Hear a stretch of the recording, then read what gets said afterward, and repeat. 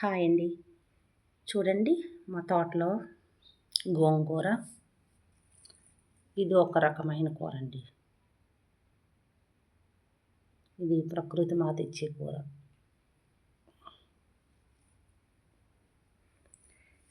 ఇది నెల్లి కూర అండి. స్మెల్ భలే ఉంటుందండి.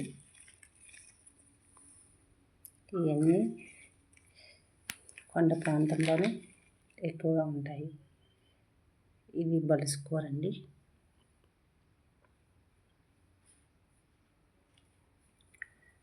ఇది గురువు కూర అండి.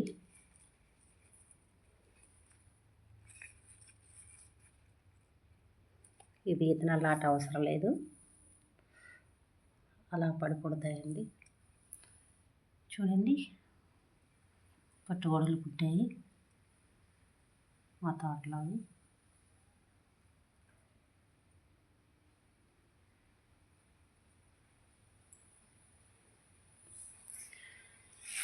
ఇది బచ్చల కూర అండి.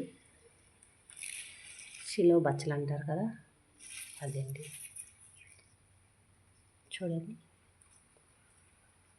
ఈ పువ్వు ఎంత అందంగా ఉందో. ఇవన్నీ మా తోటలో అండి.